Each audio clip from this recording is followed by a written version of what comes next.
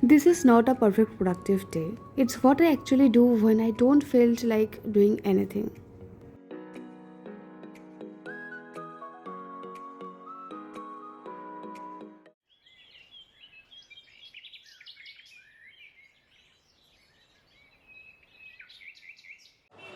প্রচণ্ড মাথা ধরে রয়েছে, কালকে সারা রাত ঘুমই হয়নি। আলো এক একদিন ভালো ঘুম হয় আর এক একদিন এরকম করে, মানে 1 ঘন্টা পর পর উঠে যাচ্ছে। তো মানে 3টের সময় তো চোখটাকে এরকম করে রেখেছি, তাকাতে পারছি না।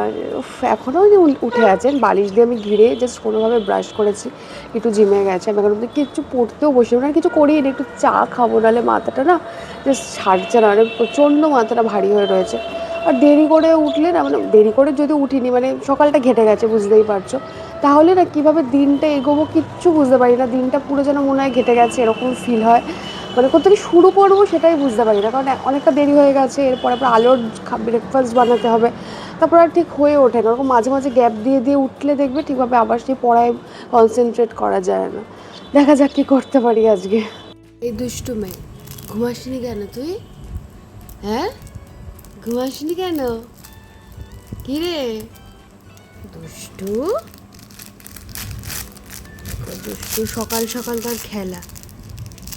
কিভাবে কি করব কিছুই বুঝতে পারছি না। জুলাইয়ের অনেকটা দিনই কেটে গেছে। আর তোমাদের তো আগের ব্লগের আগেরটায় মেবি দেখিয়েছিলাম যে আমি সায়েন্সটা এই মান্থে কমপ্লিট করতে যাই, তার সাথে সাথে কিছু জিনিস এক্সট্রাও ছিল, কিন্তু আমি জানি না আমি কিভাবে কমপ্লিট করব।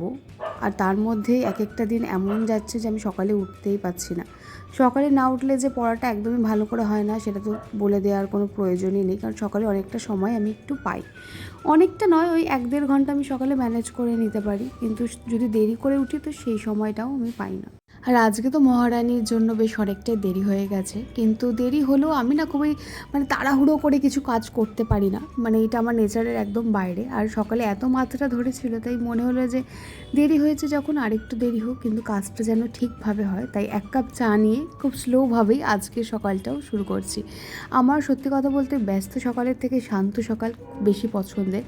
যতই কাজ থাকুক না কেন, কাজে বেরোনো থাকুক, ডেডলাইন থাক, যাই থাকুক না কেন, আমি সকালটা সবসময় একটু শান্তিতে কাটাতে ভালোবাসি, কম কথা বলতে ভালোবাসি, নিজের মতন থাকতে ভালোবাসি, তারপরে দিনটাকে গোছাই। বৃষ্টির দিনে রেন লিলি ভরে ভরে হয়ে আছে, নানান রঙের রেন লিলি হয়েছে, কোনো একদিন দেখাবো তোমাদের। বেশ শরতের মেঘের মতন মেঘগুলো উঁকি দিচ্ছে। চলো এবার ফাইনালি পড়তে বসা যাক। তার আগে দেরি যখন হয়েছেই একটু মাথায় মাথায় প্ল্যানিংটাও সেরে নিই। আজকে খুব বেশি কাজ রাখবো না, অল্প কিছুই রাখবো। তার আগে দেখাই, কালকে দেখো পেজটা আমার আলো কীভাবে ঝিরেছে, এখন খুব দুষ্টু হয়ে যাচ্ছে। ভেবেছি সায়েন্সের কয়েকটা চ্যাপ্টার আজকে কমপ্লিট করব। কালকে রাত্রে ঠিক করেছিলাম আজকে বেশ 4-5টা চ্যাপ্টার পড়বো। তো আমি সবার প্রথমে সেই চ্যাপ্টারের নামগুলো লিখে নিচ্ছি, দেখা যাক কতটা কি করতে পারি। হয়তো 4-5টা পুরোটা আজকে নাও হলেও অন্তত মাথার মধ্যে থাকলে না আমি সেটার জন্য মানে জোর দিয়ে কাজ করতে পারি। সেই জন্য প্রতিটা চ্যাপ্টার আমি আগে লিখে নিলাম, যেটা আজকে আমার করার কথা ছিল। আলোর খাবার করে দিয়ে আমি এখানে বসেছি একেবারে, নাহলে রোজ সকালে আলোকে খাওয়ানোর আগে আমি বসি, তারপরে আবার পরে যদি সময় পাই পড়ি। তো আমি এখানে প্ল্যান্ট রিপ্রোডাকশানটা আগের দিন ভিডিও দেখিয়েছিলাম যে শুরু করছি, তো ওইটা আমি কালকে করে ফেলেছি। প্ল্যান্ট রিপ্রোডাকশানটা আমার হয়ে গেছে। তো এখন আমি পড়ছি ডাইজেস্টিভ সিস্টেম, যেটা বেশ অনেকটা বড়, আর আজকেই বড় চ্যাপ্টারটা আছে। আমি জানি না বাকিগুলো কী করে কি হবে, সব এইটুকু হয়েছে কালকে রাত্রে, আর বাকিটা এখন আমি স্টার্ট করব এখান থেকে। তাই বুঝতেই তো পারছো আজকের দিনটা ভীষণ অগোছালোই হতে চলেছে, কারণ দেরি করে উঠলে সব কিছুই যেন একটা ঘেটে যায় এরকম লাগে। তোমরা এরকম দিনগুলোতে কিভাবে প্রোডাক্টিভ থাকো আমাকে একটু জানিও। পড়ার ফাঁকে ফাঁকে আলো রানিও উঁকি দিচ্ছে। ডাইজেস্টিভ সিস্টেমটা আমার আর 10% মতন বাকি আছে। এই মুহূর্তে আমার মনে হলো একটুখানি আমি রিভিশন দিয়ে নিই, মাথা থেকে নাহলে মনে হচ্ছে সব বেরিয়ে যাচ্ছে, মানে কীরকম একটা যেন ঘেটে গেছে লাগছে সব। 2000 years later. যেহেতু সকালবেলাটা হয়নি পড়া, তাই বেলায় আজকে আমি 1-1.5 ঘন্টা সময় বের করে নিয়েছি। আলোর খাবারটা ঠিক ওই 1টা নাগাদ বসাবো, তাই 12টায় স্নান টান সেরে নিয়ে সমস্ত কিছু করে নিয়ে এখন বসেছি পড়তে। 12টা থেকে 1টা 1 ঘন্টা আমি পড়বো, তারপরে আলোর খাবার করব। ও খায় 1:30টার সময়, সেটা আবার সকালে গুছিয়েও নিয়েছিলাম যে ওর খাবারে কী কী খাবে সব কিছু সব এক জায়গায় করে ডাল চাল সব ভিজিয়ে রেখে দিয়েছি। তোমাদের মধ্যে থেকে বেশ কয়েকজন আমাকে বারে বারে এই প্রশ্নটা করো যে কিভাবে টাইম ম্যানেজ করবে কাজের সাথে কিংবা ঘরের কাজের সাথে। দেখো, এইভাবেই টাইম ম্যানেজ করতে হয়। যখন যেরকম সময় পাওয়া যাচ্ছে, 1 ঘন্টা হোক, আধ ঘন্টা হোক, পড়তে বসে যাও। সেটা ভিডিওতে পড়ো কিংবা নোটস করে পড়ো, যেইভাবেই হোক না কেন পড়তে বসে যাও। শুরু করলেও 1 ঘন্টা তো যেইটুকুই পড়া হবে, 10 মিনিটেরই পড়া হোক, সেটাও তো হচ্ছে। কিছু না হওয়ার থেকে কিছু হওয়াটা অনেক ভালো। আমি জানি টানা 4-5 ঘন্টা পড়লে সেই পড়ার সাথে এগুলোর কোনো তুলনাই হয় না। তার আগে দেখাই চলো একটু আলোর কয়েকটা জামা কিনেছি, সেইগুলো খুব তাড়াতাড়ি আমরা হয়তো আবার ঘুরতে যেতে পারি, সেই জন্যই আলোর কয়েকটা জামা কেনা হয়েছে। তাহলে আগে যে কথাটা বলছিলাম সেই কথাটায় আরেকবার ফিরে আসি। তো যখন যেরকম সময় পাবে সেই সময়টাকে ইউটিলাইজ করো। আমি যেরকম এখন বলতে পারো ফোন ঘাঁটি না, মানে এক্সট্রা সময় যেটা আমরা নিজের জন্য একটু সময় বের করছিলাম বা একটু গল্পের বই পড়ছিলাম, সেগুলো কিছুই এখন কিন্তু আমি করছি না। তোমরা কিন্তু ব্লগে দেখতেই পাও না যে আমি গল্পের বই পড়ছি, কারণ আমি এখন সেই সময়টা পড়াতে দিচ্ছি। ওই 1 ঘন্টাও যদি আমি বের করতে পারি, সেই সময়টা আমি পড়াতে দিচ্ছি। তার কারণ ওই যে যখন যেরকম তখন সেই অনুযায়ী চলতে হবে। অনেকটা ডাইজেস্টিভ সিস্টেম হয়ে গেছে, এবার বাকি যে 10% আছে সেটা করে নেব। আর এই ডাইজেস্টিভ সিস্টেমটা কিন্তু ভীষণ বড় চ্যাপ্টার, মানে অনেকটা বড়। আমার প্রায় 4-5 পাতা লেগে গেছে ডাইজেস্টিভ সিস্টেমটাই করতে। আর তোমরা কোথা থেকে পড়া শুরু করছো আমাকে কিন্তু একটু জানিও। আমি সত্যি কথা বলতে ইংলিশ তো তোমরা দেখলে কিছুটা পড়ে তারপরে আবার সায়েন্স শুরু করেছি, কারণ আমার ভীষণ বোরিং লাগছিলো ইংলিশটা। আর সায়েন্সের আমি বায়োলজি পড়ছি এখন। বায়োলজি ভীষণ বড়, তার মধ্যে থেকেই 8-9টা প্রশ্ন আসে, আর ফিজিক্সের তার থেকেও বেশি আসে। কিন্তু আমার যেহেতু তোমরা জানো বায়োলজি সাবজেক্ট, সেই জন্য আমি বায়োলজি দিয়ে স্টার্ট করেছি। এরপরে ফিজিক্সটা স্টার্ট করব, তারপরে কেমিস্ট্রিটা আরেকবার করব। আরে বলতে পারো এটা আমার 3rd টাইম আজকে স্টাডি সেশন।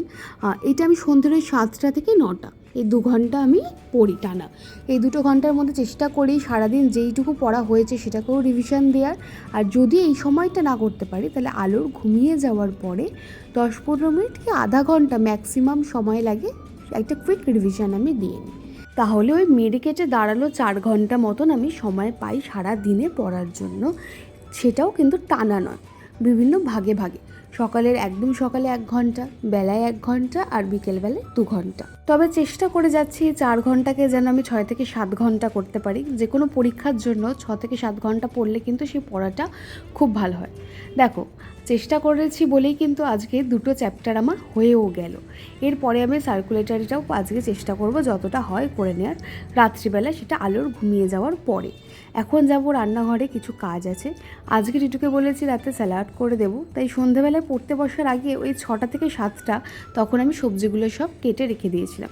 আমি যে কোনো খাবারই না একবারে রান্না করতে গেলে প্রচণ্ড আমার ক্লান্ত লাগে, সেজন্য আমি আগে একটু প্রেপ করে রাখি, পরে বাকি রান্নাটা করি। 2টো ভাগে করি। আর যখন মানে মেন সকালে রান্না হলে তখন তো একবারেই করি, যখন পূর্ণিমা মাসি আসে না। আজকের এই অগোছালো ব্লগটা দেখে তো বুঝতেই পারছো যে প্রত্যেকটা দিন কিন্তু একই রকম প্রোডাক্টিভিটি থাকে না, একই রকম মোটিভেশনও থাকে না, কিন্তু যেটা থাকে সেটা হচ্ছে কাজটা করার ইচ্ছে। তো এই যেইটুকুই হোক না কেন, 100% না হলেও 10% করার ইচ্ছেটাই কিন্তু যথেষ্ট। তো একটু একটু করে বলবো তোমরাও শুরু করো, হয়ে যাবে।